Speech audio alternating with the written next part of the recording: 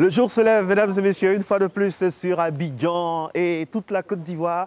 Bonjour à toutes, bonjour à tous. Merci d'être avec nous dans ces nouveaux matins de la proximité. Nous sommes ici à Yopougon, Maroc. Yopougon, l'une des communes les plus ambiancées de notre capitale abidjanaise, bien sûr. Et nous allons parler aujourd'hui d'un fait culturel. Culturel parce que ça fait partie de l'identité des Ivoiriens. Chaque fois, après une bonne sortie entre amis, une bonne virée nocturne, le lendemain, très tôt le matin, les Ivoiriens, ou du moins les Abidjanais en particulier, ont leur habitude d'aller dans des endroits où on vend du plakali. Oui, le mot est lâché. Plakali, ce sera l'intitulé de ce matin chez vous, ce matin du lundi 24 février. On va parler du plakali. Les endroits de plakali pullulent au niveau d'Abidjan et même à l'intérieur du pays. Ce sont des endroits de rencontre où on vient faire le point après ces virées nocturnes. L'image du jour, regardez, c'est l'image de la reconnaissance, mesdames et messieurs.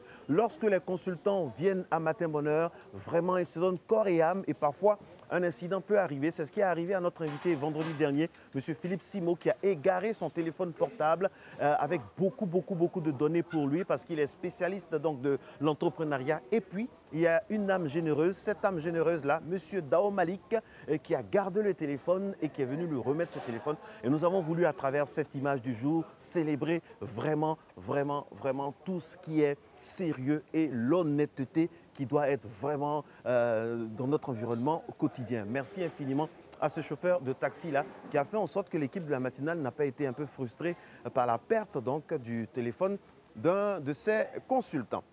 Matin chez vous, donc, endroit du plakali, les plakalidromes. Nous sommes à Yopougon, Maroc, dans un endroit de plakali.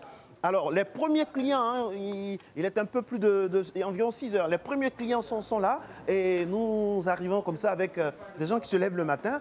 Bonjour madame. Bonjour monsieur. Comment ça va madame? Ça va très bien.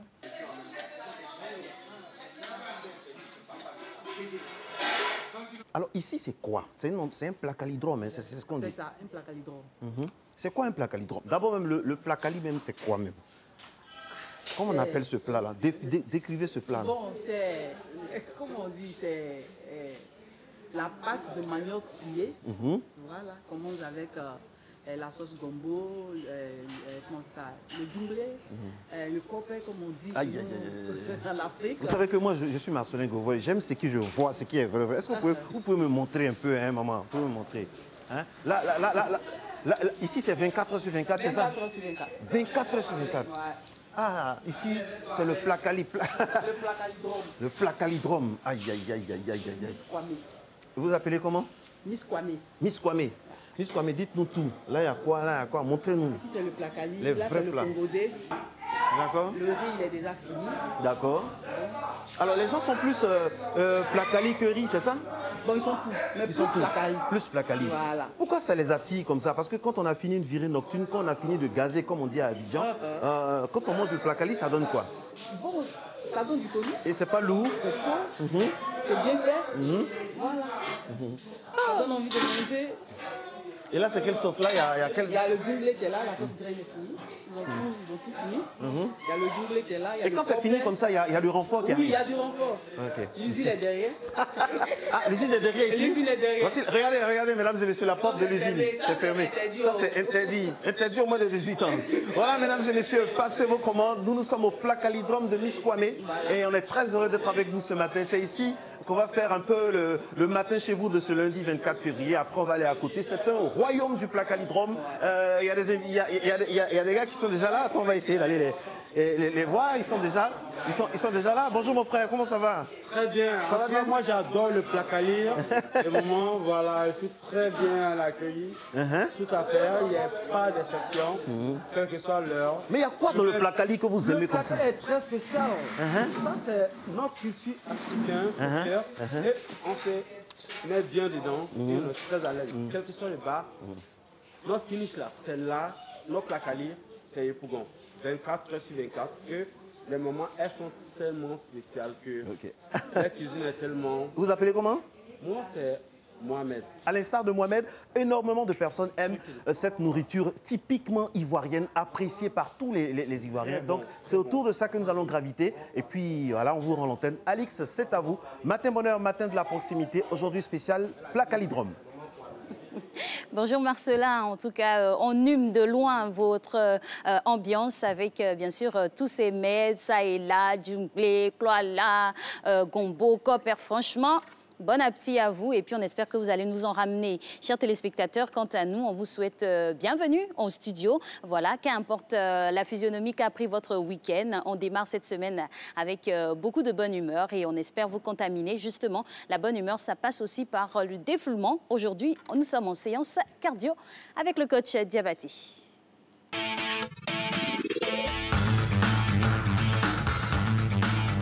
Bonjour, bonjour, bonjour, bonjour, bonjour, bonjour. Avec le sourire, je vous salue chez vous à la maison. Coach Diabaté pour vous servir toujours. Comme je le dis toujours, avec coach Rebecca et mademoiselle Fallon. Ok, séance aujourd'hui, c'est toujours un déplacement cardio. Cardio, je dis bien cardio, mais avec mouvement alterné de part et d'autre du corps. Ok, on va partir pour l'échauffement. Étirement. Étirement. Grandis. 1, 2, 3, 4, 5, 6, 7 et 8. Descendre là. Séparer la jambe. Descendre. 1, 2, 3, 4, 5, 6, 7 et 8. Change. 1, 2, 3, 4, 5, 6, 7 et 8. Serré. 1, 2, 3, 4, 5, 6, 7 et 8. Mais en seconde. Descendez. Là, engagez la tête entre les jambes. 1, 2, 3, 4, 5, 6, 7 et 8. On revient là. Sortez. Descendez tout doucement. 1, 2, 3, 4, 5, 6, 7 et 8. Change. 1, 2, 3, 4, 5, 6, 7 et 8. Rassemble là. Rassemble. Ok. Bouge. Bouge. Marche.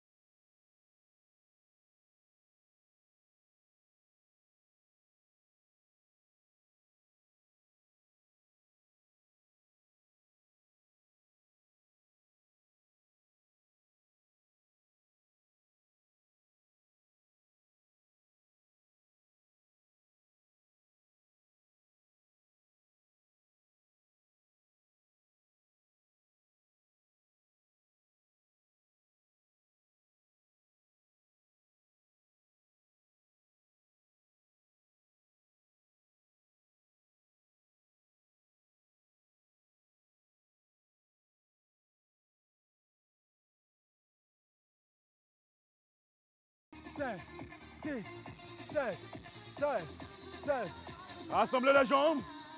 Tout doucement. Et descendre. Le sport, c'est difficile, Mais c'est vital, avec les souris chevaux à la maison. Au revoir, à la prochaine.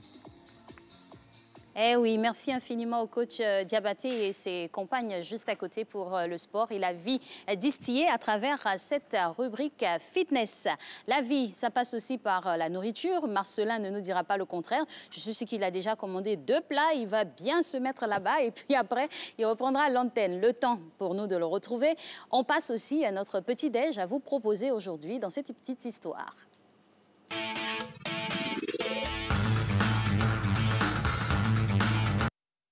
On restera avec les céréales, Marcelin au féculent.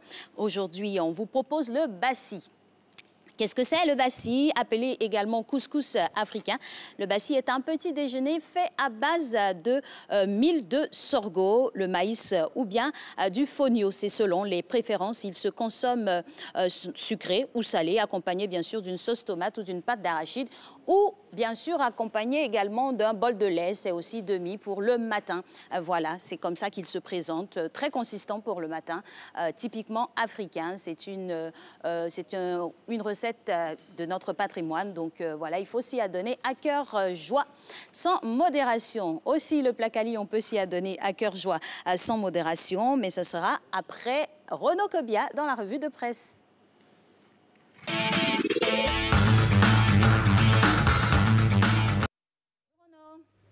Bon week-end, on espère. Alors, on démarre avec l'élection présidentielle qui approche à grands pas et le RHDP affiche sa confiance. Oui, c'est ce qu'indique le Patriote. Les jeunes du parti ont organisé un rassemblement hier au Palais de la Culture de Trècheville et prenant la parole à cette occasion, Mamadou Touré, ministre de la Promotion de la Jeunesse et de l'Emploi des Jeunes, porte-parole adjoint du gouvernement, entre autres, a déclaré « Nous allons fermer la bouche aux opposants ». On reste toujours avec le même sujet, à savoir les élections qui approchent 8 mois précisément. Oui, et Albert Mabry Toike sera candidat. C'est l'information que lance à sa une le Nouveau Réveil de ce jour. Mabry annonce sa candidature contre Gon. Plus de détails dans le Nouveau Réveil. Le salon de l'agriculture se tient en ce moment même en France.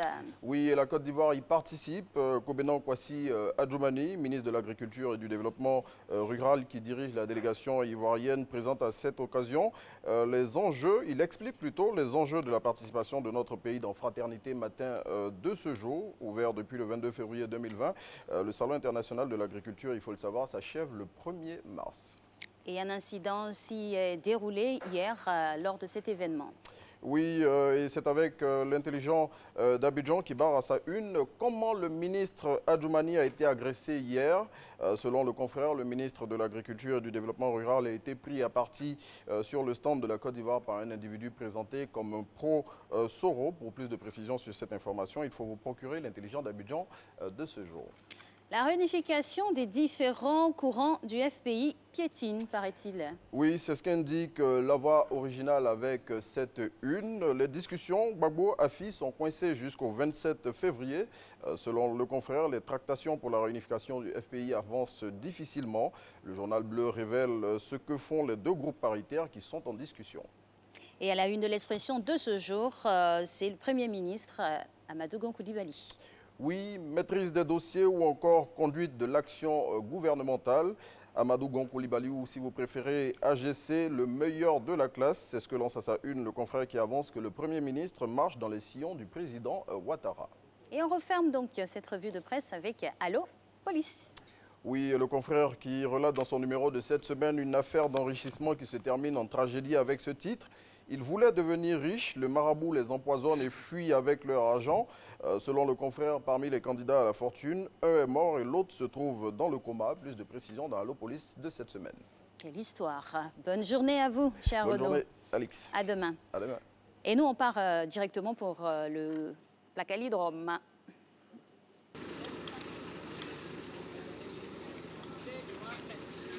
Bonjour madame, comment vous allez?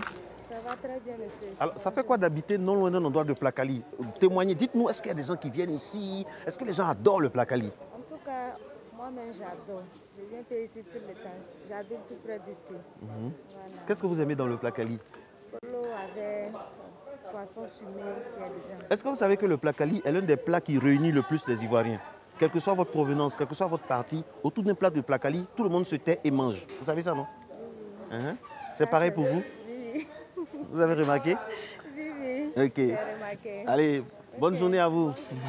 Voilà, toujours dans l'ambiance, la ferveur, mesdames et messieurs, ce matin du lundi 24 février, du côté de Yopougon, au Maroc, aux environs du quartier Tikenja. On est là, vraiment déguster du placali. C'est le placali qui est un peu la devise de cette... placali 200. Vous vous rappelez de cette chanson-là? Placali 200, où il est passé maintenant? Enfin bref, on le salue si il nous regarde. Alors, nous sommes avec des clients qui affluent ici au Placalidrome 24h/24 de Yopougon. Bonjour mon frère. On dit que le placali est un moyen pour les Ivoiriens de se rassembler. Autour du placali, il n'y a pas RHDP, il n'y a pas FPI, il n'y a pas EDR. Tout le monde est uni, c'est vrai? Effectivement, le placali, après une soirée entre amis, on se retrouve tôt le matin pour manger. C'est-à-dire, on ne fait pas on se taquine, on se taquine. Voilà, la preuve, vous voyez, hein, nous on veut de finir le placali. Le placali s'accompagne de beaucoup de polo. Le polo, c'est le pot de bœuf. La peau de bœuf. Donc on ne fait pas les émissions. Mon ami, tu es un passionné de polo là, mon frère? Super, j'adore. Quand on est à l'étranger comme ça nous manque. Maman Kwame prend soin de nous. Quel que soit l'espace où nous nous trouvons toujours le temps. En tout cas, Maman Kwame nous offre. ok, merci beaucoup. Voici Maman Kwame. Mesdames et messieurs, venez. Maman Kwame est en train de passer, de prendre les commandes. Alors quand ils viennent comme ça, vous les recevez. Ils vous aiment beaucoup ici. C'est quoi votre secret? Pourquoi ils vous aiment comme ça? C'est l'accueil, le sourire et puis le goût du placali. Mais lui, il ne sourit pas. Lui, il a faim là. Non, il est Bonjour, fatigué. Il va sourire tout bonjour à mon l'heure. frère, comment ça va? Ça va? Bien ou bien? Alors la soirée était un peu choc, hein? C'était très chaud, mais finition, il fallait qu'on vienne manger du placali ici. Donc c'est comme ça, chaque fois qu'on sort, forcément on Ça doit... fait plus de 3 ans maintenant et moi je fréquente ce coin-là. Voilà, donc... Tu es un placalifile? Je suis un baoulé, donc c'est normal. Je mange le placali matin, midi, soir. Bon, passez votre commande là, vous avez commandé quoi? Tu manges le placali, bon, on dit qu'il n'y a pas du riz, donc... 200. Placali là, 200 là, tu fais 6 plats. Non, 7, il y a une personne qui est allée là-bas, donc et puis 6 plats. Bon, tu fais un moment de 10 000 au fait. Alors maman, pour bien manger au placali ici, on peut dépenser combien? Par exemple, moi je suis sorti avec mes amis, on veut manger, un gars gros comme moi, on fait comment? Avec le boi. Avec le boi. Minimum 20 000. Hein, 20 000. Un plat combien? Le plat, on commence à payer 500. De 500. Donc c'est accessible à toutes les bourses. Hein? D'accord. Là, vous êtes combien? On n'est pas beaucoup, on va manger un truc de 10 000, c'est bon. Ah, il y a une qui est venue de Boaké spécialement. Elle a entendu parler du placali 24h/24. Elle vient de Boaké et nous avons pu la voir. Elle est là avec nous. Bonjour ma très chère. Bonjour, monsieur. Merci. Alors, vous avez entendu parler du Placalidrome depuis Boaké et quand vous venez à Abidjan, vous êtes toujours là? Évidemment, franchement, ça fait des échos depuis Boaké. Je suis là et quand je viens par moment, je suis avec mon très cher Ahmed Fali qui vient me faire déguster ce très bon placali. À Boaké aussi, il y a des endroits de placali? Oui, oui. En tout cas, bon appétit. Et vous êtes plus polo, vous êtes plus crabe, vous êtes plus trip? Je suis tout. Vous êtes polyvalente, hein? Vous êtes ouverte à toute proposition. Très polyvalente. Et c'est quoi votre nom? C'est Miss Bafolé Aude. Ah, okay. Aude, merci beaucoup, hein. Bon appétit.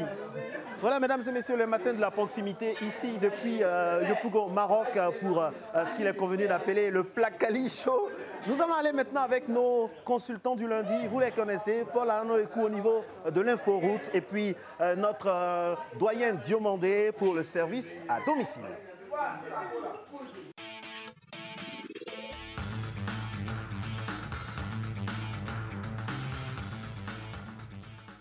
Bonjour Marcelin, je vous souhaite bon appétit au Placalidrome 24h/24. Je ne suis pas loin de vous, je suis sur le 3e pont à Yopougon. J'espère que tu pourras me garder ma partie déjeuner. Je suis sur le 3e pont justement pour aborder avec les téléspectateurs de la RTI quelques règles de circulation sur les autoroutes. On aura constaté que les différentes entrées de la commune de Yopougon sont matérialisées par des ponts, premier pont, 2e pont, 3e pont. Et ces ponts, en quelque sorte, ces échangeurs sont là pour matérialiser le respect de quelques règles importantes de circulation sur l'autoroute. Qu'est-ce qu'une autoroute? Une autoroute va être une voie spéciale, c'est une route spéciale qui va comporter 2 chaussées dans les 2 sens de la circulation aménagé de 2 voies, 2 ou 3 voies, de part et d'autre, qui va être destiné spécialement à la circulation rapide des véhicules. Une autre caractéristique de l'autoroute, c'est que sur l'autoroute, vous ne croiserez jamais de carrefours, de feux tricolores, de pistes cyclables et de passages piétons. La règle est très simple, c'est parce que l'autoroute, sur l'autoroute, il est interdit à certains usagers de circuler. Donc les piétons sont interdits de circuler sur l'autoroute et des véhicules lents sont également interdits de circuler sur l'autoroute. Quelles sont les règles essentielles à comprendre et à respecter sur l'autoroute? La première règle est de savoir que sur l'autoroute, il y a un fort besoin de respecter les limitations de vitesse. Et ça va s'apprécier à 2 niveaux. La vitesse maximale sur l'autoroute est de 120 km. Mais ce n'est pas sur tout le tronçon de l'autoroute. Il faut faire attention aux différentes signalisations que vous allez constater. La vitesse est de 120 km/h, mais à condition que nous nous trouvons dans une situation de conduite idéale, c'est-à-dire en temps clair. En temps de pluie ou lorsque la chaussée est mouillée, la vitesse va être réduite. Dans certains pays, le code prévoit même que la vitesse soit réduite de voire 20 degrés en dessous. Donc on pourrait passer de 120 km/h à 100 km/h. Et cette vitesse va être encore plus limitée lorsque la visibilité va être réduite. Par exemple, en cas de brouillard, on sera autour de 50 km/h. Autant il y a une vitesse maximum, il y a aussi une vitesse minimale à respecter sur l'autoroute. C'est d'ailleurs ce qui explique que certains véhicules lents sont interdits de circuler sur l'autoroute. Il y a 3 voies généralement sur l'autoroute. La règle veut qu'on circule sur la voie la plus à droite possible. C'est-à-dire, en temps normal de circulation, lorsque la voie est fluide et que vous êtes seul sur l'autoroute, il vous est interdit de circuler sur la voie centrale, sur la voie de gauche, vous circulez sur la voie de droite, tel que le prescrit le code de la route. La voie centrale et la voie de gauche sont destinées à effectuer les dépassements. Dès lors, il est interdit de faire des dépassements à droite sur l'autoroute. Tous les dépassements se font à gauche sur l'autoroute. La règle est importante à savoir parce que lorsque vous vous trouvez sur la voie la plus à gauche, cela équivaut à ce que vous allez plus vite que les autres véhicules pour un court moment. Et donc, il faut comprendre cette distinction fondamentale. Beaucoup d'Ivoiriens font cette nuance en pensant que plus on veut aller vite, plus on circule sur la voie de gauche. En fait, cette voie-là est destinée exclusivement au dépassement. D'autres règles à retenir sur l'autoroute, c'est les interdictions de faire demi-tour, les interdictions de s'arrêter, de stationner, sauf cas d'urgence. Et pour les Ivoiriens habitués à acheter quelques gibiers sur la route, s'arrêter pour prendre, pour payer une viande de brousse, comme on dit chez nous, n'est pas une urgence qui impose un arrêt sur l'autoroute. Un autre paramètre qu'il faut retenir, c'est l'interdiction de faire demi-tour. C'est d'ailleurs ce qui justifie les échangeurs. Il est interdit de faire demi-tour. Vous roulez jusqu'à ce que vous arrivez à la prochaine possibilité d'avoir un échangeur pour pouvoir vous retourner sur l'autoroute.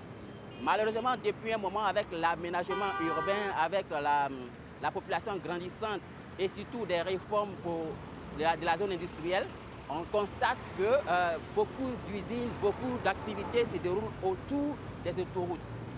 Il faut également faire attention parce que c'est vrai, la règle vaut pour les autoroutes, mais il faut aussi tenir compte de la situation en agglomération. C'est sur cette invitation à la prudence que je clore mon propos de ce jour sur les autoroutes. Marcelin, je te rends l'antenne. Merci beaucoup.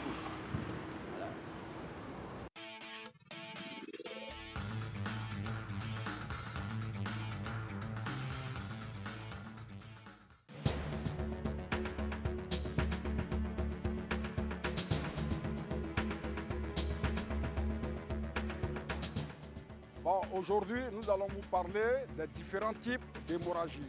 Nous sommes dans un cadre où il peut facilement avoir des blessures. Raison pour laquelle nous allons vous parler des 3 types d'hémorragie et comment il faut les arrêter, la conduite à tenir. Les 3 types, vous avez l'hémorragie interne, externe et hémorragie extériorisée. En ce qui concerne l'hémorragie interne, la victime va présenter une pâleur et une sueur abondante. Et la victime va vous réclamer de l'eau à boire. De grâce, ne lui donnez pas de l'eau dans un premier temps. De 2, si vous voyez la sueur froide et vous voyez la lèvre inférieure qui a une couleur bleuâtre, ou la victime de force ou de calme vous réclame de l'eau, ne donnez pas de l'eau à boire. En cas d'hémorragie externe, on pose une compression. vous voyez l'employé qui a eu une blessure à l'avant-bras. On pose dans un premier temps une compression. Vous posez la compression là-dessus. Mais avant de poser la compression, il faut vous protéger vous-même. Soit par une paire de gants ou par un sachet, n'importe quel sachet. Vous mettez la main et vous faites la compression sur la blessure. Une fois que le sang continue de couler, vous faites une deuxième compression. Si ça continue, vous faites une troisième compression. Et si le sang continue de couler, vous bandez la compression, mais ne serrez pas cette compression. Ne serrez pas la bande, surtout. Et en cas de continuité de l'hémorragie, vous basculez maintenant sur le bras. Le muscle du bras qu'on appelle communément biceps huméral. Vous basculez ça pour que le sang puisse s'arrêter. Parce que là, vous faites une compression sur l'artère humérale. Souvent, on a tendance à voir des gens qui ont l'écoulement du sang à partir des narines ou des oreilles. Dans un premier temps, vous mettez un chiffon là, mais ne bouchez pas, laissez la personne respirer. Vous basculez la tête légèrement en avant. Et au-dessus, vous appuyez sur la glande du nez sans toutefois boucher les narines. Et vous demandez à la victime de se moucher. Et la victime va continuer de respirer normalement. Mais le maintien se fait pendant 10 à 15 minutes environ. Et le sang va s'arrêter. Maintenant, en ce qui concerne toujours l'hémorragie extériorisée, quand il s'agit de la voie rectale, vous demandez à la victime, ou si vous êtes à la maison, de porter un tampon. Et vous faites maintenant l'évacuation sur un centre hospitalier. Aujourd'hui, nous avons parlé de différents types d'hémorragie, interne, externe, extériorisée. Rendez-vous pour un prochain numéro.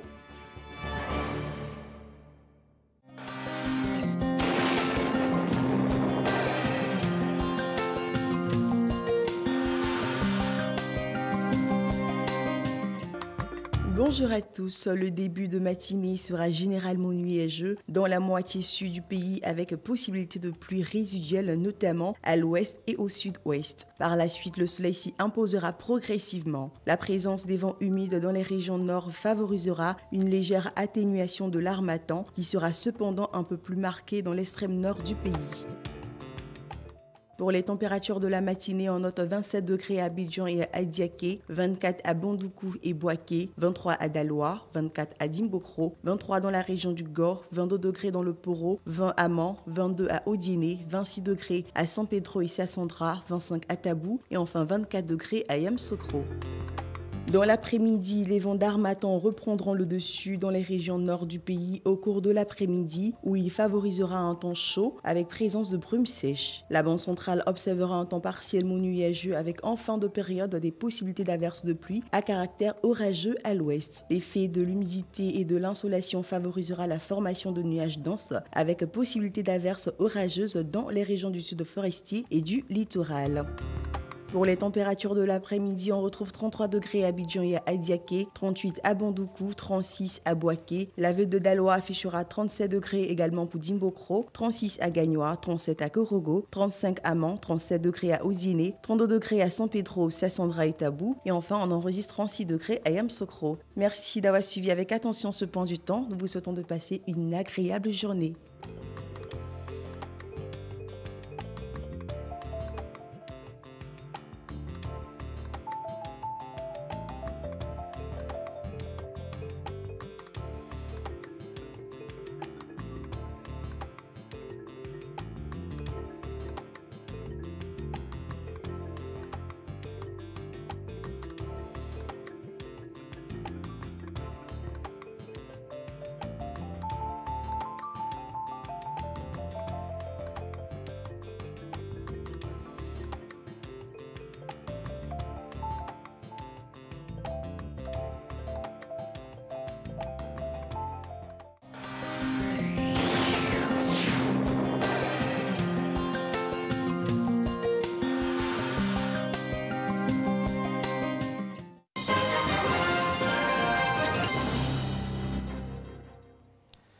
Madame, Monsieur, bonjour. Voici l'essentiel de l'actualité en ce lundi 24 février 2020.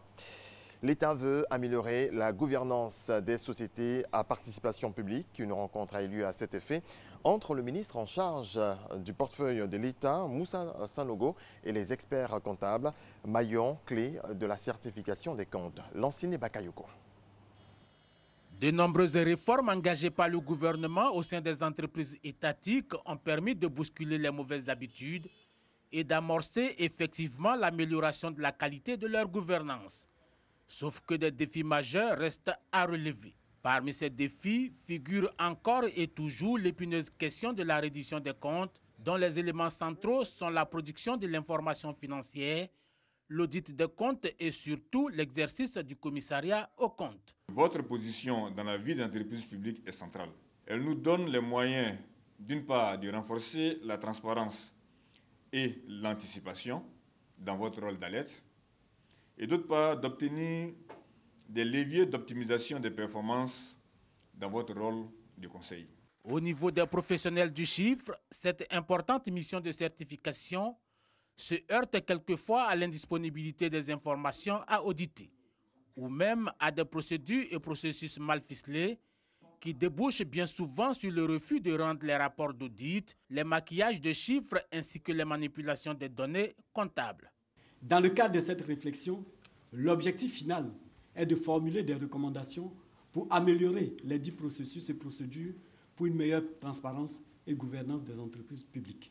Bouclier stratégique au cœur du dispositif de contrôle, l'État actionnaire attend davantage des experts comptables et des commissaires aux comptes. Je vous invite donc à poursuivre avec nous cette marche que nous souhaitons pleine d'innovation et d'engagement. Et nos bonnes pratiques ne naîtront qu'avec notre expérience et en demeurant dans l'action. En 2019, le portefeuille de l'État compte un peu plus de 80 entreprises publiques pour 191 experts comptables inscrits au Conseil de l'Ordre national. Une délégation de l'Office de la radiodiffusion télévision du Mali au RTM a échangé avec les responsables de la RTI, partage d'expériences et signature de partenariat au cœur de cette rencontre. On fait le point avec Issaïo. La coopération Sud-Sud est en marche dans le domaine de la communication et des médias. Une délégation de l'Office de la radiodiffusion télévision du Mali, conduite par son directeur général, était l'hôte de la RTI, radiodiffusion télévision ivoirienne. Cette visite est mise à profit par les responsables de ces deux entités pour partager leurs expériences. La RTI, c'est une chaîne que nous regardons beaucoup, c'est une chaîne que nous respectons beaucoup. L'expérience de la RTI nous intéresse beaucoup. La RTI fait un excellent boulot. Il y a trois domaines principaux qui nous intéressent. Le domaine de la formation, que nos agents puissent venir s'inspirer de tout ce qui se passe dans le domaine technique, dans le domaine du marketing et tout le reste.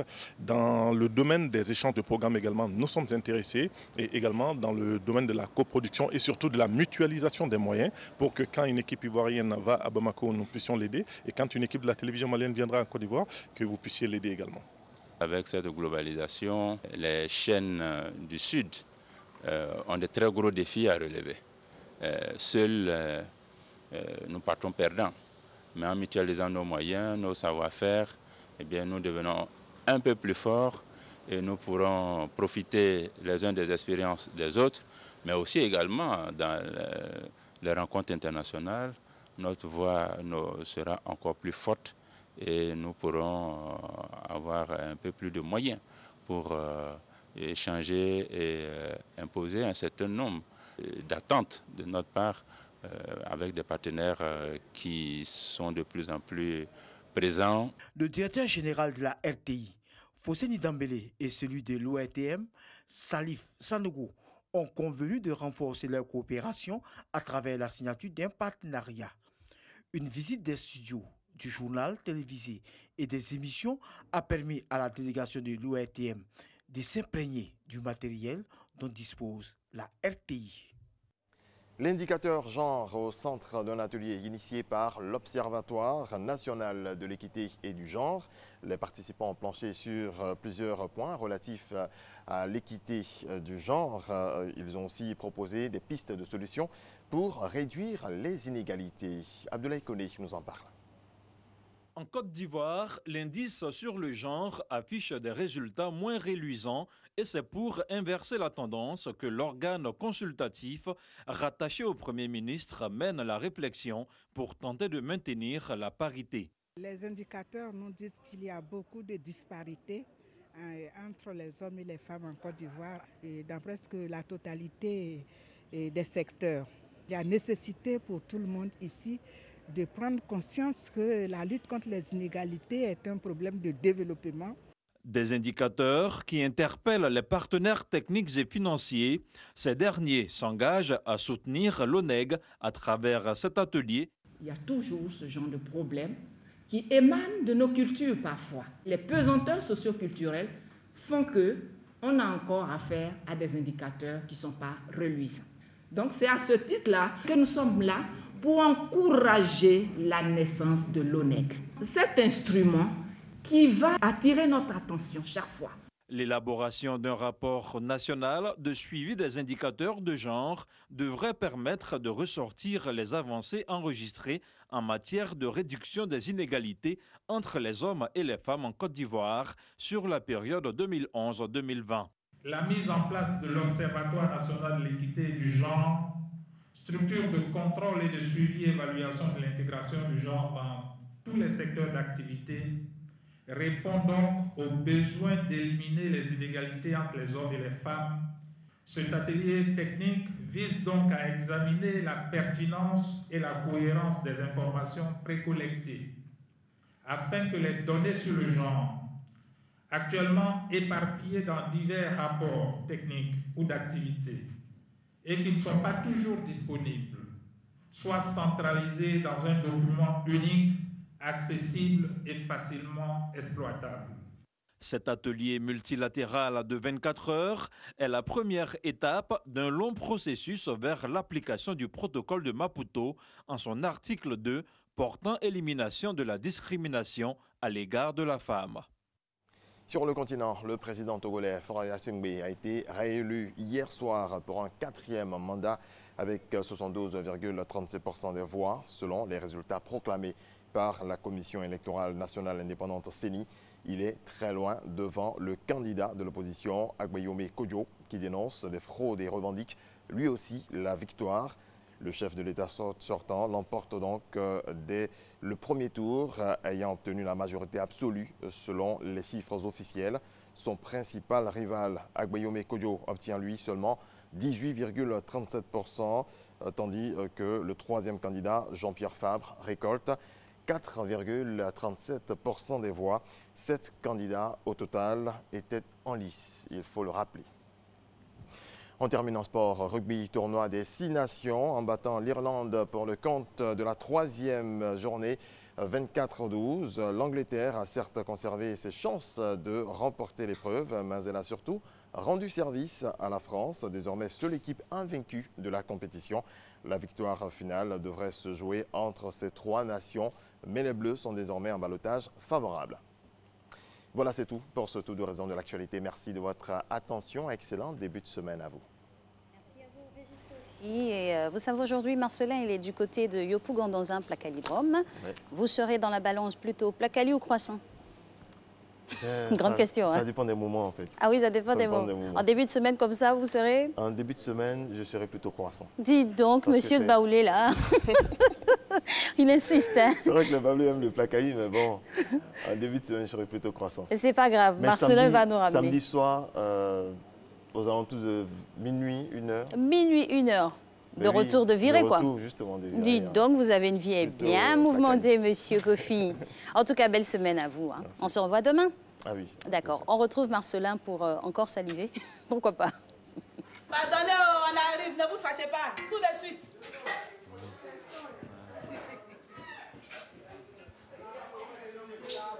Dépêchez-vous, on fait vite. Les clients sont là.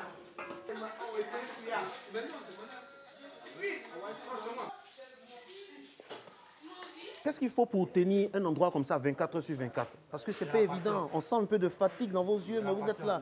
Comment ça se fait? Dieu. Ah, d'accord. Dieu d'abord. Et puis le courage. Savoir ce que tu veux. La persévérance. Vous avez combien de personnes avec qui vous travaillez?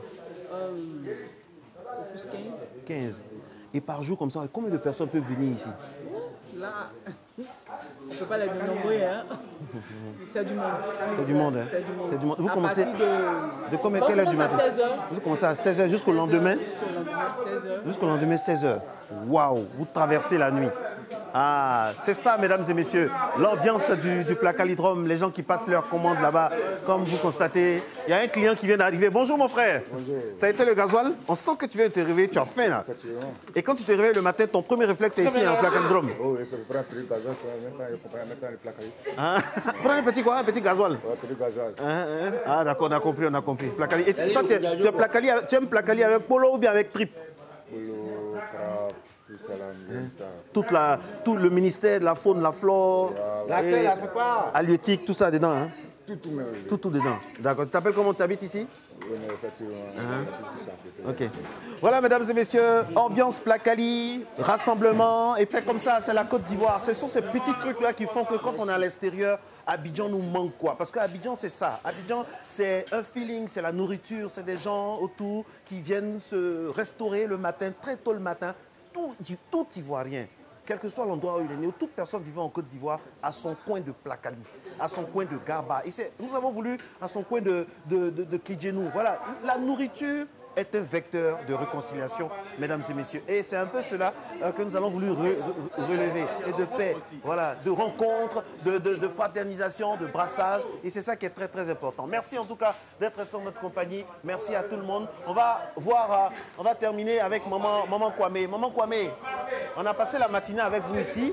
On est très heureux de votre accueil, tout ça. Le jour est en train de courir. Qu'est-ce qu'on peut dire? Qu'est-ce que vous pouvez dire à la Côte d'Ivoire, aux femmes, aux enfants, par rapport à votre métier? Vous êtes contente, vous êtes dedans, vous êtes épanouie, vous êtes sans complexe et le Placali, ça marche. On peut investir là-dedans tranquillement. Tranquillement, on peut investir. Le Placali nourrit son homme. Et je dis aux jeunes filles de ne pas être adeptes à la facilité. Souffrir et avoir l'argent, tu es à l'aise, quoi. Et puis aimer son métier. Vous arrivez à nourrir votre famille? Oui, on s'en sort vraiment. Maman, mes deux enfants sont à l'internat. Ils sont bien nourris. À juger de leur forme.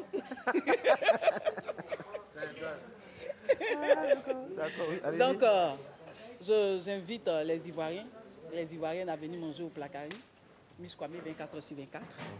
D'accord. Et puis, tout ça là, c'est bien beau même. Nous-mêmes là, tu vas me servir quoi, mes gars là. Tu vois, mes caméramans là, ils sont costauds là. Bon, ils vont déguster un peu. Ils vont déguster. Ils vont déguster quoi? Qu'est-ce que... Non, mais ça c'est... Oh. Puis j'ai ma consoeur, elle s'appelle Alix. Alix, elle-même, elle aime beaucoup le Placali. Quel message pour Alix hein? Quel Placali on lui envoie? Alix, ma collègue qui est restée à la télé là-bas. Bon, on va lui envoyer du Placali. Avec quoi dedans? Avec qui dedans? Avec les condiments. Avec les condiments. Merci maman Kwame, je peux vous faire un bisou. Merci beaucoup. C'est ça, Matin Bonheur, on était très heureux d'être en votre compagnie. Alix, votre commande est lancée. Je sais que vous aimez le Placali et vous le faites bien, vous le préparez même très bien. Eh bien, on va voir, on va vous en ramener, ramener à toute l'équipe. On a été très heureux d'être en votre compagnie ici. Matin de la proximité, Matin Bonheur, émission d'utilité publique, émission de rapprochement. Merci infiniment Marcelin. Nous sommes vraiment en synchrone avec toute l'équipe ici et vous là-bas. On attend rapidement que vous nous rejoigniez en plateau. Alors on aimerait aussi souhaiter un joyeux anniversaire. Hein. C'est aujourd'hui un jour spécial pour une consoeur, Caroline Da Silva, célèbre 1 an de plus. On va lui garder une part de Placali parce que je sais qu'elle aime ça aussi. Alors nous on passe maintenant à une autre étape dans cette émission. C'est l'instant de vérité avec Gabriel Zani qui recevait et qui reçoit même aujourd'hui Monsieur Tikenja Fakoli.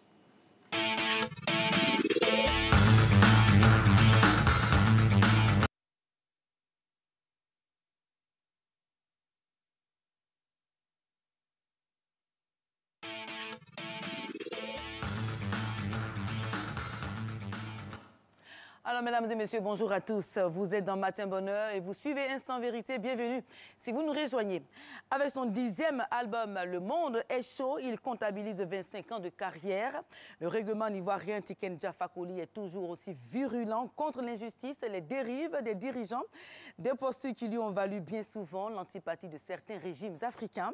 Mais Tiken Jah Fakoly durcit ses textes au fil des années et ses positions, mesdames et messieurs, deviennent de plus en plus incompréhensibles.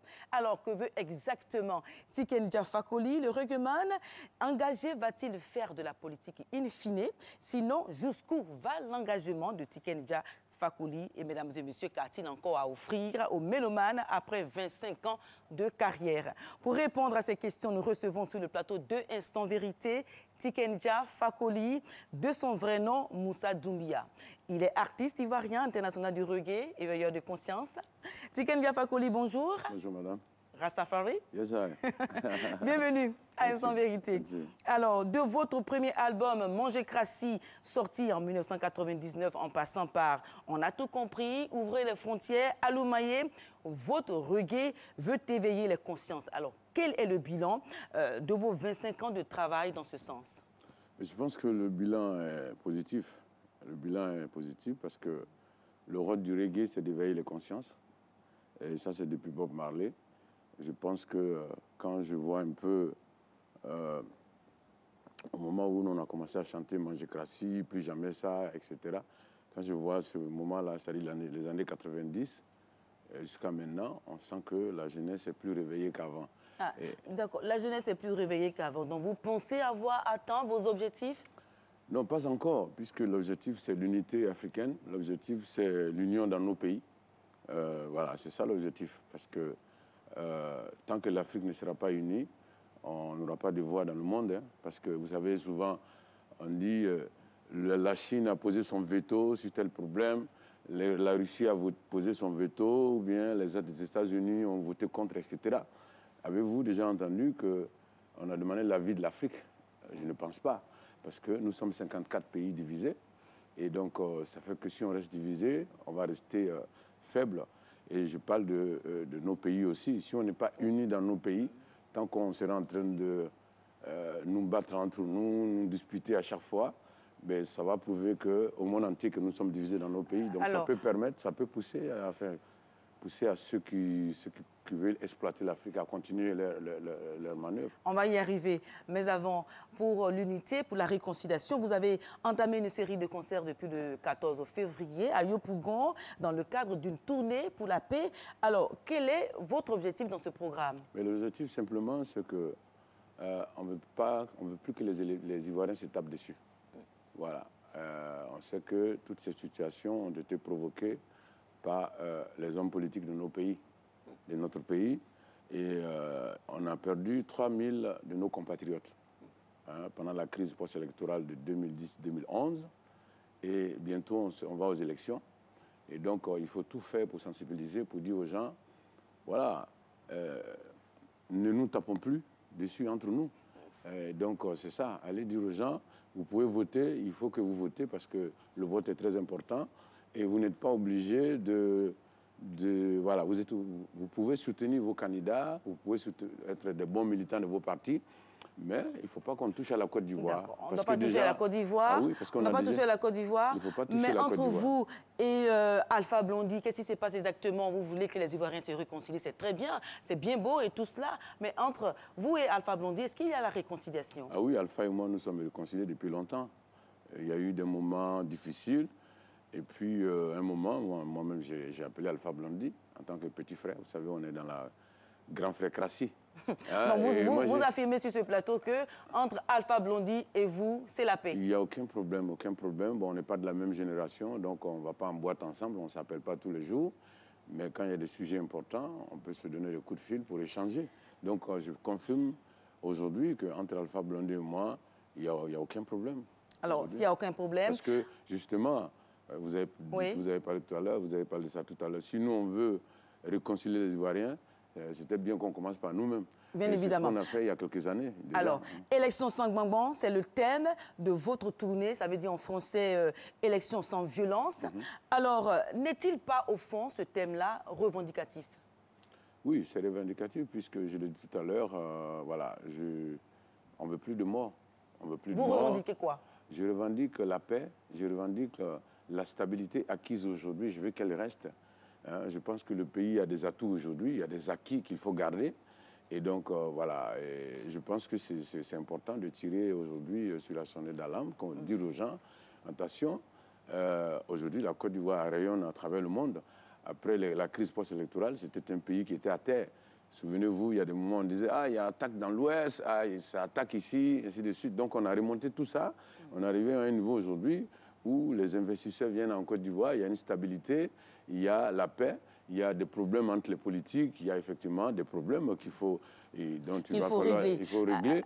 Mais la Côte d'Ivoire doit tout faire pour garder cette stabilité-là, doit tout faire pour garder les acquis qu'on a aujourd'hui. Bien. Voilà. Alors, au-delà de veiller les consciences, d'interpeller les uns et les autres, dans vos chansons, vous critiquez également les politiques qui sont prêts à conserver, à tout faire pour conserver le pouvoir. Pourquoi ce choix? Mais dans l'histoire du reggae, le reggae a toujours rimé avec la politique. Vous vous rappelez, il y a des images qui sont là, hein, où Bob Marley a réussi à unir sur la même scène les deux partis, les chefs des deux partis politiques qui mettaient la Jamaïque à feu et à sang. Et donc, voilà, depuis ce moment-là, le reggae a toujours rimé avec la politique. C'est-à-dire que le reggae, en tant que défenseur des sans-voix, va toujours avoir des problèmes avec les politiciens, puisque les politiques sont dans les calculs, comment on va faire pour faire cela, et donc le reggae est dans le peuple, et le reggae en tant que porte-parole du peuple va continuer en tout cas à avoir des clashs avec les politiques. Alors, si le reggae est dans le peuple, si le reggae continue toujours de parler des situations qui prévalent dans les pays, alors, quel est votre commentaire sur le dialogue pouvoir-opposition? Aujourd'hui, l'opposition s'est retirée de la table de discussion avec le gouvernement et dit que le dialogue politique est dans l'impasse. Alors, finalement, quel est votre commentaire sur cette actualité? Ben, moi, je souhaite simplement que les politiciens ivoiriens pensent à la Côte d'Ivoire d'abord. Voilà, parce que quand vous regardez la classe politique en Côte d'Ivoire, il n'y a pas d'homme qui est sorti du lot, qui est providentiel, je veux dire, aujourd'hui, en tout cas, pour lequel les Ivoiriens doivent dire oui, voilà. Donc, je parle pour vous, il n'y a pas un homme politique qui sort du lot en Côte d'Ivoire? Non, pour le moment, ce que je veux dire, il y a aujourd'hui, chacun a posé des actes, mais aujourd'hui, quand vous regardez la classe politique, vous trouvez que ce sont des gens qui se sont fait des bisous pendant des années. Hein. Quand on prend le cas du président Alassane Ouattara et Laurent Gbagbo, en 1995, ils ont fait le Front républicain, donc ils se sont fait des bisous. Et puis après, voilà. On prend le cas d'Henri Konabédié. Mais ça, c'est tout à fait la politique, oui, c'est comme la ça. politique. Ce sont les intérêts qui rapprochent, les intérêts aussi divergent les gens. Voilà, je sais. Mais dans le cas de la Côte d'Ivoire, moi, je pense que ce pays a trop souffert et que ce pays a un tel potentiel qu'il faut arrêter les calculs politiques. Ce n'est pas parce que moi, je suis fâché que ça va avoir des répercussions sur les populations et qu'on va encore s'affronter. Mais Tikendia, on a remarqué tout au long de votre carrière que vous faites des déclarations qui laissent souvent sans voix. Alors, dans le cas de la Guinée, c'est un cas assez illustratif de votre manière de procéder. Alors, vous avez appelé même à la résistance face à Alpha Condé, au président guinéen. Est-ce votre droit d'agir ici, de procéder ainsi, d'interpeller les dirigeants? Moi, je suis panafricaniste convaincu. C'est-à-dire que je pense qu'aucun pays africain ne pourra s'en sortir tout seul. La question est, est-ce que c'est votre droit vraiment d'interpeller ainsi les dirigeants africains? Mais ce n'est pas forcément un droit, mais c'est un rôle. C'est-à-dire c'est le rôle du reggae. En Jamaïque, quand le reggae a commencé, dans les chansons, le reggae parlait d'embouteillage, mais le reggae s'adressait aussi aux dirigeants. Donc nous, on suit la ligne tracée par Bob Marley. Ce n'est pas parce qu'on est impoli ou quoi que ce soit, mais on fait un genre de musique qui ne fait pas que danser, mais qui fait réfléchir aussi. Donc, vous réclamez beaucoup de Bob Marley, pardon. Alors, vous avez lutté, vous avez chanté même pour la libération d'Alpha Condé, l'actuel président guinéen. Et ensuite, on vous sent vraiment très à gauche dans vos prises de position. Est-ce que vous êtes un opposant né? Non, je ne suis pas un opposant né. Moi, je fais du reggae. Je fais du reggae. Et je pense qu'effectivement, vous venez de le dire, lorsque j'ai chanté pour Alpha Condé, il était en prison. C'est-à-dire qu'il était entre 4 murs et on lui donnait à manger quand on voulait. Et donc contrairement à des gens qui chantent des gens parce qu'ils sont riches ou bien ils sont à tel poste. Donc c'est pour dire que là aussi, le reggae a joué son rôle. Alpha Condé était un opposant en prison et j'ai trouvé que c'était injuste qu'il soit là. Et le reggae a chanté. J'étais d'ailleurs le seul artiste à l'époque. Donc aujourd'hui, Alpha Condé est devenu président.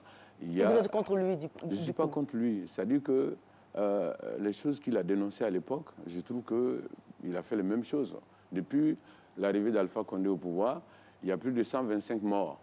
Alors qu'à l'époque, oui, c'est ce que Alpha Condé dénonçait. Donc moi qui ai chanté pour sa libération, je me sens un peu coupable. Non, je vais vous reposer la question si vous voulez faire de la politique. Alors, on va marquer juste une courte pause et aller à la publicité.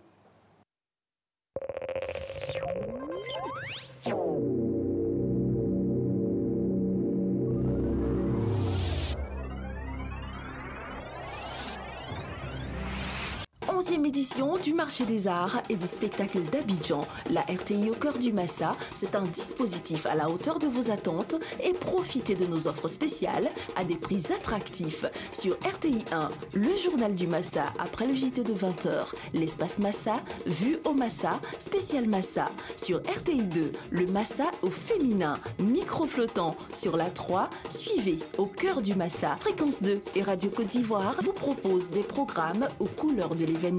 RTI Digital est aussi de la fête avec ses différentes plateformes. RTI Publicité, la régie proche des annonceurs. Infoline 22 40 12 65, 22 40 12 50, poste 47 29. Le groupe RTI, diffuseur officiel.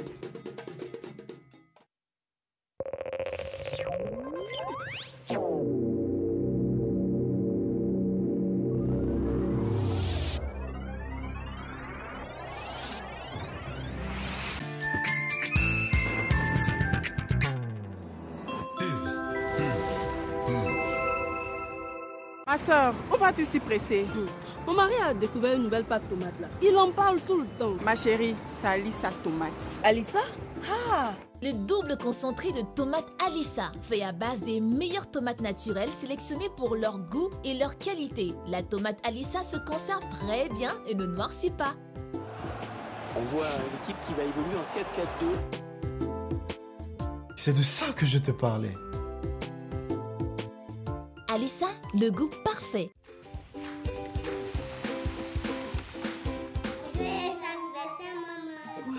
Se réunir autour d'un bon repas est une tradition chez nous. Comme à toutes nos rencontres, il y a toujours beaucoup de joie partagée. Mais surtout au menu, de bons plats de riz La Rizière. Son goût unique et son parfum captivant font de chaque repas un moment de pur bonheur.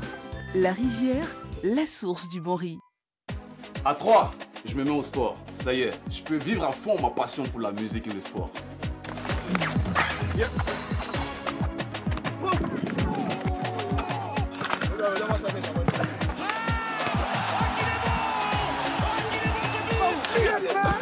Et ça, c'est sur la 3, la chaîne qui t'offre 3 fois plus de musique et 3 fois plus de sport. La 3, c'est Zo. Vis ta passion du sport et de la musique sur la TNT Canal 3, sur StarTime Canal 740 et sur le bouquet Canal Plus 99.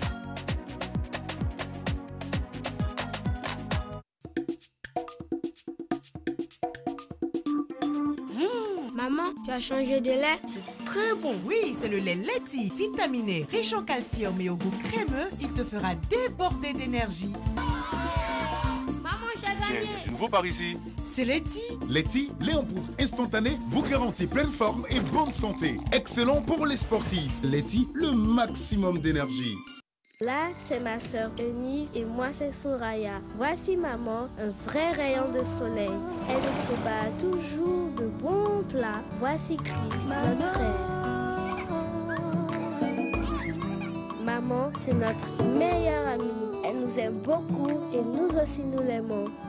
Aujourd'hui encore, devenue grand, maman sait comment nous fait partager de bons moments en famille. Maman, c'est toi qu'on préfère. Maman.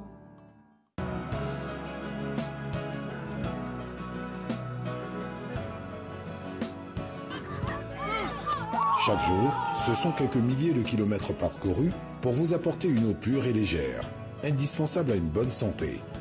Vous livrer une part de bien-être est ma meilleure récompense d'une journée de travail ardu. Céleste, pure et légère.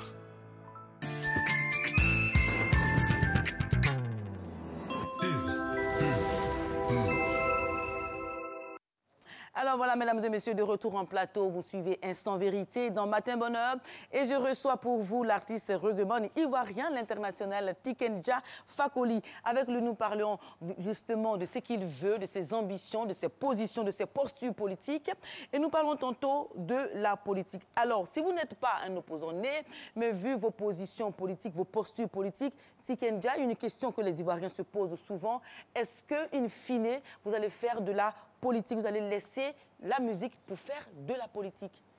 Non, je ne pense pas, parce que j'ai un rôle à jouer aujourd'hui en tant qu'éveil de conscience. Je pense que dans le processus de réveil aujourd'hui, dans le processus de démocratisation, dans le processus de développement du continent africain, je pense que l'Afrique a besoin quand même d'une société civile forte. Et nous, en tant que réglement, nous sommes un peu la branche musicale de cette société civile.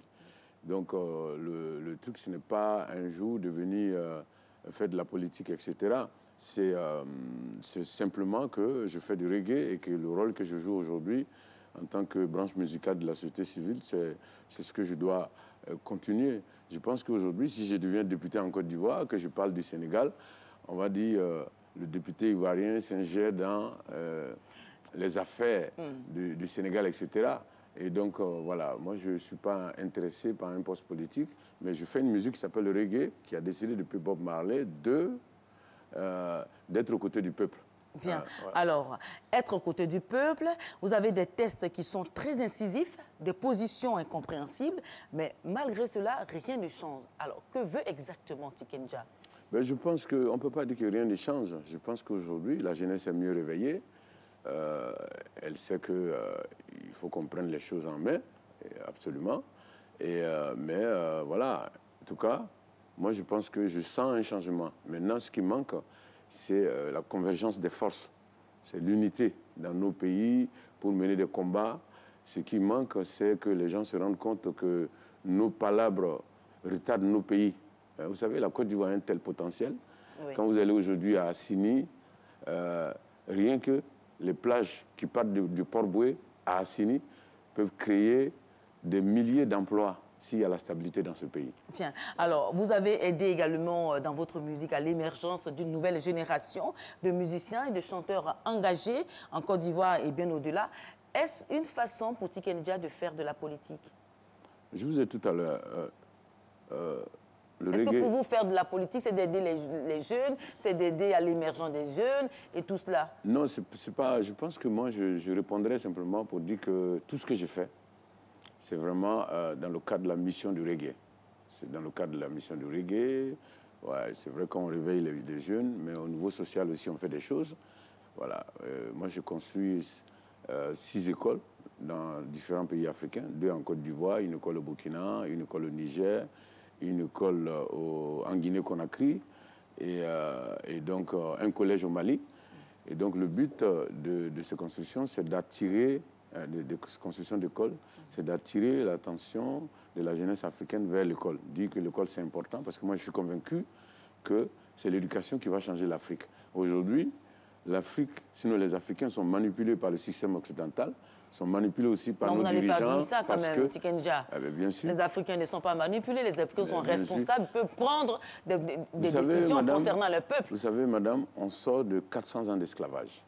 On sort de plusieurs décennies de colonisation. On a la majorité de nos populations qui ne savent ni lire ni écrire, donc fragiles, donc faciles à manipuler. Pourquoi je dis que... Mais aujourd'hui, nous savons lire, nous savons écrire, nous avons des intellectuels dans ce pays, oui, mais on a besoin dans les pays africains. On a besoin de plus de temps. On n'a pas besoin d'être manipulé, monsieur, s'il vous plaît, par l'Occident. Nous sommes manipulés par l'Occident, et c'est clair, parce que je vais vous expliquer. L'Afrique est l'un des continents les plus riches, mais l'Afrique est l'une des populations les plus pauvres. C'est un paradoxe incroyable. Mais est-ce que ce n'est pas l'Afrique elle-même qui est son propre problème? Oui, l'Afrique a des problèmes. Le fait que les Africains sont désunis, c'est un gros problème. Parce que quand on est unis, on représente une force. Mais quand on est désunis, on est divisé, c'est comme un mur qui est cassé, donc tout le monde peut entrer. Effectivement, il y a ce problème. C'est pourquoi nous chantons l'unité, nous chantons le rapprochement des peuples, etc. Mais il faut savoir que nous sommes un peuple qui n'a que 58 ans d'indépendance, c'est-à-dire que ça fait seulement 58 ans qu'on a été libéré de l'esclavage et de la colonisation. Mais un homme de 58 ans, une personne de 58 ans est une personne adulte, capable de prendre ses responsabilités. Dans l'histoire d'un pays, un homme qui a 58 ans ou bien un pays qui a 58 ans, c'est un gamin. Alors, quand vous prenez l'exemple sur les États-Unis ou la France, vous allez trouver que c'est des gens qui ont 300 ans d'indépendance, qui ont 200 et quelques ans d'indépendance, etc. Donc 58 ans d'indépendance, c'est comme un gamin à côté de ces gens-là. Alors je repose la question dans ce sens-là. Est-ce que vous n'avez pas l'impression, dans toute votre carrière musicale, mais dans le reggae que vous faites, est-ce que vous n'avez pas l'impression de prêcher dans le désert, Tiken Jah? Non, pas du tout. Pas du tout. Je vous ai dit, à 58 ans, on est comme un ado. Donc on a amorcé quelque chose quand même en Afrique. Oui, on a avancé. On a avancé aujourd'hui. Il y a des choses qu'on a fait à nos parents qu'on ne peut pas nous faire. Ça, c'est clair. Donc, il y a des trucs qui se sont passés sous nos parents. Donc, aujourd'hui, c'est des choses qu'on n'acceptera pas. Donc, on avance doucement. Mais moi, je dis, le monde avance tellement à vitesse qu'il faut qu'on avance vite, il faut qu'on se réveille vite. Sinon, on sera toujours au même niveau. Je le dis, ce n'est pas normal que l'Afrique soit derrière. L'Afrique doit être devant. Nous sommes 54 pays. Les États-Unis, c'est 50 États, ou 51 ou 2. L'Union européenne, c'est 26 États.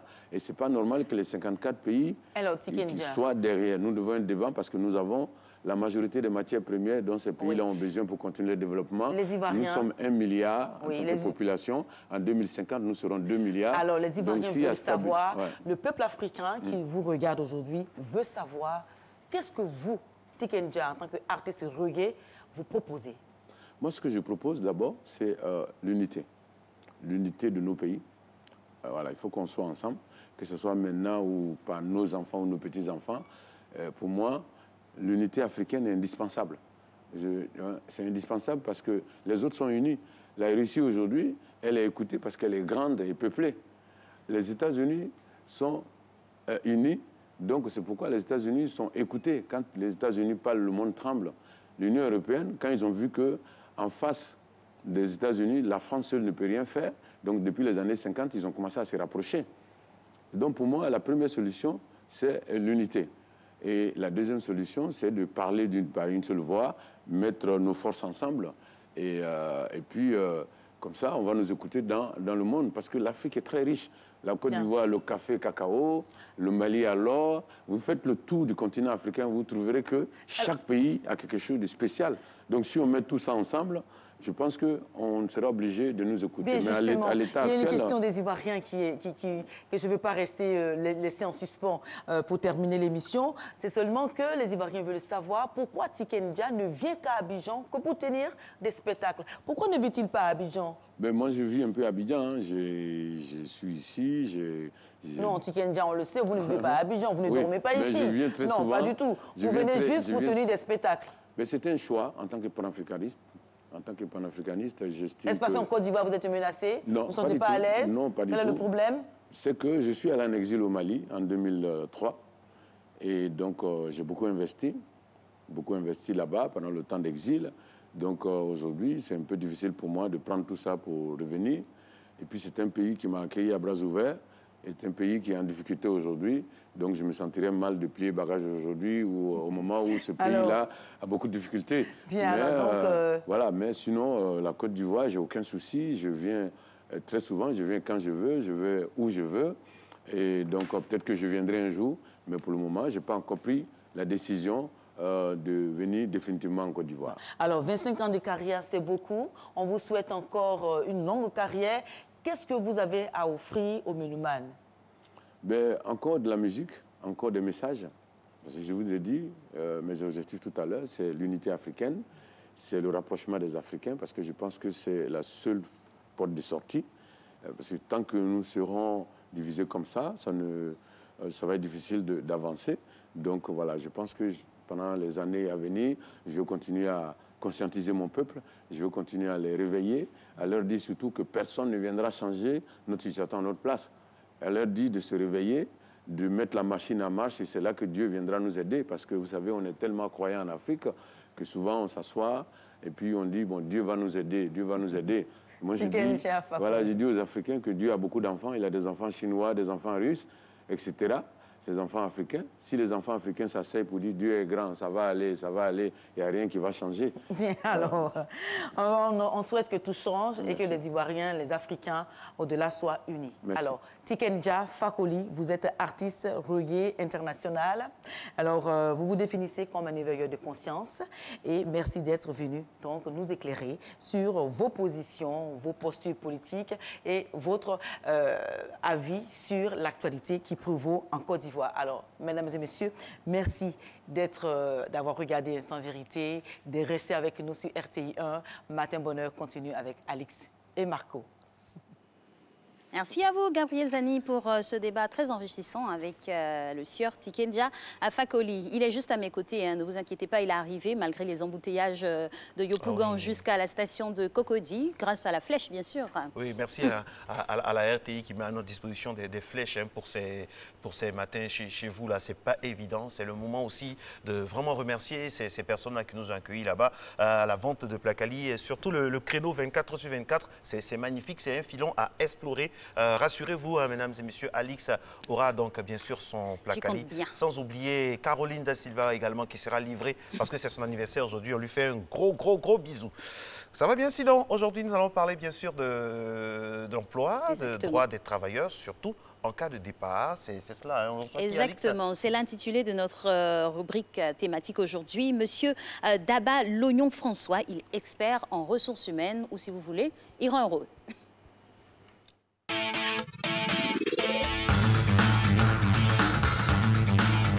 Monsieur Daba Logon François, vous êtes expert en ressources humaines ou rendre heureux. Avec vous, on va évoquer aujourd'hui les droits de départ des travailleurs. On va explorer plusieurs axes, le licenciement, démission, décès et retraite. Dites-nous, est-ce que nous avons des droits lorsque nous quittons une entreprise et quels sont ces droits-là? Bonjour. Bonjour. Comme tout rapport, il commence et il doit s'arrêter un jour. Alors quand on s'en va, on a toujours des droits avec lesquels on part. Ça dépend de comment on s'en va, parce que les droits sont déterminés en fonction du mode de départ. Alors, quand un travailleur est licencié simplement pour une faute, je vais dire une faute simple, il a l'indemnité de départ avec laquelle il s'en va, il a la gratification, le congé et le préavis, si l'employeur veut bien qu'il n'exécute pas le préavis, mais qu'il veut payer. Alors, donc, le mode de départ va déterminer comment la personne pourra obtenir ses droits quand il doit partir. Un travailleur qui démissionne, bien entendu, il a des droits assez réduits parce que l'initiative est venue de lui, de dire « je ne travaille plus avec telle entreprise ». En ce moment-là, il a droit juste à son salaire de présence parce qu'il était là pendant le mois de travail. Il a sa gratification et son congé et son préavis. Il a bénéficié de ces éléments lorsqu'il exécute le préavis. Quand il ne les exécute pas, l'employeur lui dit « bon, ben là, tu me dois de l'argent, donc il faut que tu me le payes ». Mais l'employeur n'a pas le droit non plus de bloquer son salaire, bien ces éléments-là, parce que le salaire a un caractère alimentaire. Donc, il doit donc se référer au juge pour pouvoir voir comment les travailleurs qui le quittent brutalement puissent payer au moins ce qu'il faut. Et toutes ces choses-là sont très bien encadrées et nous avons classifié justement notre démarche aujourd'hui, à savoir la question qui suit. Quels sont les droits d'un salarié licencié? Il y a deux types de licenciement. Un licenciement pour faute lourde, il s'agit pour lui, c'est-à-dire qu'il a commis un acte qui vraisemblablement ne permet pas de continuer le lien contractuel. En la matière, l'employeur décide donc de le licencier en lui payant juste la gratification, le congé et le salaire de présence. Mais quand il s'agit d'un licenciement simple, je vais dire il y a incompatibilité entre vous et moi, incompatibilité d'humeur dans les rapports professionnels. En ce moment-là, quand l'employeur libère, il paye l'indemnité de départ, la gratification, le congé, le préavis. Éventuellement, je dis, si l'employeur souhaite qu'il ne fasse pas le préavis, l'employeur doit lui payer ce préavis. Alors, comment calculer les droits d'un travailleur? Le système de calcul, il dépend des différentes étapes. Quand on prend l'indemnité de licenciement, alors pour calculer l'indemnité de licenciement, on va chercher d'abord à connaître ce qu'on appelle le salaire moyen mensuel. Sur les 12 mois, l'ensemble de ces bruts, on fait une somme et on divise par 12, avec sa gratification bien sûr. Et à partir de cela, on cherche maintenant à calculer l'indemnité en fonction de son ancienneté dans la société. Voilà. S'il a fait 10 ans, il y a un système de calcul qui va de 30% jusqu'à 40%, donc pour pouvoir déterminer à la fin son indemnité de départ. Très bien. Le calcul est ainsi fait. Alors, qu'est-ce que c'est que l'indemnité de départ en retraite? Alors, l'indemnité de départ en retraite, c'est la même chose que l'indemnité de licenciement. Ça se calcule de la même façon. Le travailleur, il a exécuté un certain nombre de temps dans la société. Le contrat donc s'arrête de fait parce qu'il a atteint l'âge de départ à la retraite à 60 ans. Automatiquement, l'employeur lui calcule son indemnité de départ à la retraite sur la même base que l'indemnité de licenciement. C'est le même système de calcul. Alors, on entend de plus souvent, de plus en plus, licenciement pour motif économique. Alors, dans ce genre de giron, là, dans ce genre de cas, de figure, là, quels sont les droits du travailleur? Le licenciement pour motif économique donne droit aux mêmes éléments du travailleur, la gratification, le congé, le salaire de présence et l'indemnité de départ. Voilà. Seulement que le motif, il est économique. Donc l'employeur, certainement pour certaines réalités financières, ne peut plus continuer le lien contractuel avec un certain nombre de travailleurs. Donc ils sont identifiés et à partir de là, on cherche à payer les droits, bien entendu en associant le Conseil national du dialogue social et l'inspection du travail dans une procédure bien organisée par la loi pour pouvoir les libérer. Monsieur Daba, il n'est pas rare de voir lors des départs à la retraite des cérémonies bien organisées pour accompagner bien sûr les différents agents qui font droit de leur retraite. Et à cette occasion, on a des primes de départ en retraite. Qu'est-ce qui englobe ou encadre ces primes-là? Ce n'est pas formellement identifié par la loi. D'accord. Ce n'est pas formellement identifié, c'est l'employeur, l'entreprise qui décide d'offrir une prime quelconque à son collaborateur. Sinon, les droits sont calculés. Et une fois que les indemnités de départ calculées sont transmises, je vais dire, virer à la banque ou par chèque. Ensuite, le reste du travailleur s'adresse à la CNPS pour ce qui concerne sa pension de retraite. Voilà. Monsieur Daba, au vu de tout ce que vous venez de dire là, quelles sont les précautions qu'on doit prendre quand on arrive à un moment de sa carrière où on veut partir, par exemple, de l'entreprise sans vraiment créer de soucis? Alors, je vous sais très talentueux dans votre travail. Si demain, une entreprise dit que Marcelin, vraiment, vous travaillez très bien à la RTI, j'ai besoin de vous, ainsi de suite, et que l'entreprise vous fait une bonne proposition, la meilleure façon, je vais dire, on est à l'antenne, il faut conseiller les gens, c'est d'éviter d'abord la démission. Venez rencontrer votre employeur, discuter de votre départ. Donc, c'est ce qu'on appelle le départ négocié. Ça vous permettra, dans les discussions, d'avoir certains acquis, notamment certainement ce qui est votre ancienneté. Vous pouvez négocier avec l'employeur pour qu'il puisse vous les payer, pour que vous partiez simplement, pour ne pas avoir perdre combien d'années dans la société et puis repartir sans rien avoir. Donc la démission est véritablement déconseillée. Mais le départ négocié, oui, il peut se faire aussi. En ce moment-là, c'est entre le travailleur et l'employeur que se discutent les droits. Voilà. Merci pour le conseil. Exactement. Alors, on a un autre cas de figure de rupture de contrat, et là, c'est par le décès. En cas de décès, qui peut bénéficier des droits du défunt et quelles sont les démarches à suivre? D'accord. Pour ce qui est du décès, ça veut dire que le travailleur est encore en fonction. Le décès arrive. La loi oblige d'abord à payer ce qu'on appelle les frais funéraires. Les frais funéraires qui sont calculés sur la base du salaire catégoriel du travailleur, multiplié par le nombre d'années qu'il a fait sur un système de calcul. Voilà. Et donc, l'employeur doit payer cela à la famille d'abord. Ça va permettre certainement de faire les obsèques. Voilà, de soulager un peu, organiser les obsèques. Et après cela, quand on a fini les obsèques, on demande maintenant à la famille d'aller devant la loi pour obtenir un acte d'hérédité et, si les enfants sont encore mineurs, un acte d'administration légale qui permettra à l'entreprise de pouvoir maintenant payer les droits d'indemnité de décès à celui qui aura été désigné donc, par la loi. Ce n'est pas l'entreprise de dire, comme il a des enfants, ou bien comme il a une femme, automatiquement, de facto, on lui remet les indemnités. Il faut d'abord qu'il y ait un acte judiciaire, un acte, une décision du juge qui désigne de façon formelle et écrite les différents héritiers à qui ces droits donc, devront être reversés. Très bien. Monsieur Daba, petite question. Le départ négocié, l'employeur parfois peut avoir du vice, faire en sorte de gagner de temps pour que vous ratiez l'autre côté ou peut-être vous êtes appelé. Comment on fait pour que ce soit un départ négocié, vite fait, bien fait?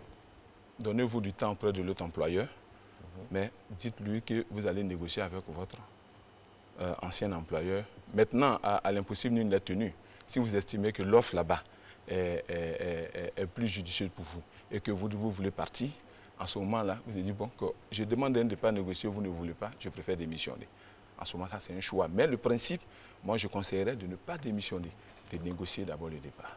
Monsieur Daba, petite digression sur, par exemple, des départs, on va dire des maintiens négociés.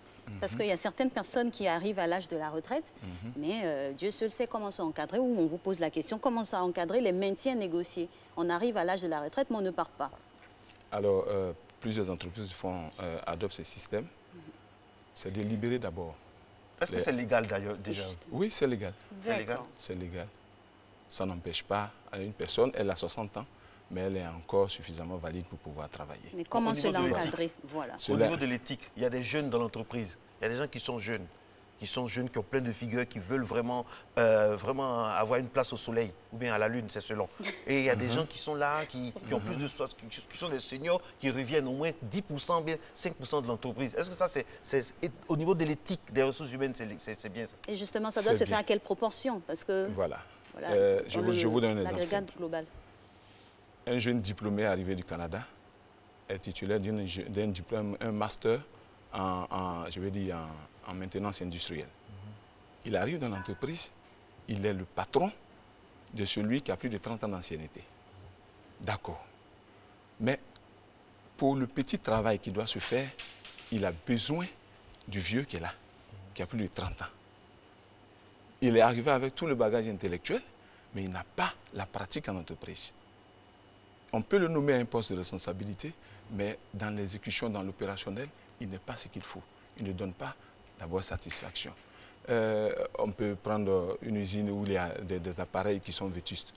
Mais pour pouvoir les traiter, il faut quelqu'un qui a de l'expérience.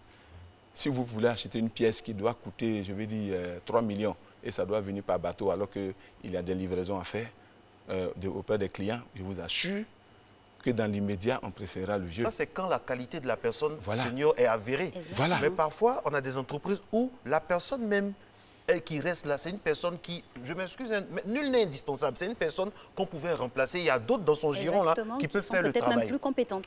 Voilà. Bon, si c'est vu dans ce sens, effectivement, ça cause un problème. Voilà. Ça cause effectivement un problème. Mais pour répondre à la question d'Alice, comment c'est organisé? L'entreprise prend sur elle de libérer d'abord le travailleur. Il faut partir d'abord. Voilà, on le libère, mais on négocie avec lui, par une convention, en le traitant comme un consultant. Il n'est plus salarié. Voilà, il sort des rangs des salariés. Et donc il touche sa retraite et il touche le salaire aussi. Oui, il touche sa retraite. Maintenant, le salaire est négocié, quand on n'est plus dans le sillage du code du travail en tant que tel, on rentre dans le code civil, en ce moment avec les conventions, on peut discuter. Si vous aviez 300 000, on dit, bon, ben, pour vous permettre de garder un peu la main, de former les jeunes, on vous donne 200 000 francs par exemple. Vous, ça va vous permettre de rester un peu. Et puis, le temps que la CNPS finisse de calculer et qu'on vous appelle pour dire que les pensions ont commencé à tomber, au moins vous avez quelque chose pour continuer, quoi. Très bien. En tout cas, c'était très important de savoir toutes ces nuances-là au niveau des départs ou des maintiens à négocier. Merci infiniment de votre passage sur notre plateau. On vous souhaite une belle semaine. Et nous, on poursuit la semaine demain, justement, avec le droit.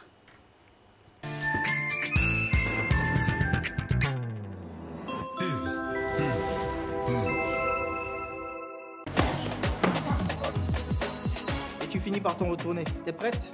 À 3, go! À 3? Non, ça y est, je peux vivre à fond ma passion du sport et de la musique.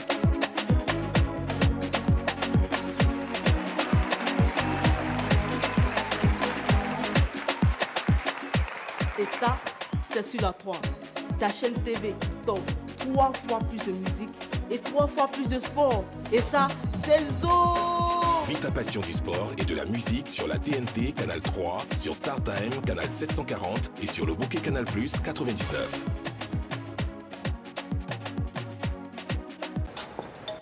Rester élégante dans ce monde de challenge est indispensable pour moi. Mon élégance me donne de l'assurance. Être journaliste et porter du pagne, comment mieux montrer au monde que je suis africaine et dynamique? Se détendre avec ses amis après une dure journée de travail, il n'y a rien de tel. Et c'est mérité. Quelles que soient mes ambitions, mes défis et mes occupations, je reste citadine et fière de l'être. À découvrir dès à présent dans les points de vente habituels. Uniwax révèle l'élégance africaine.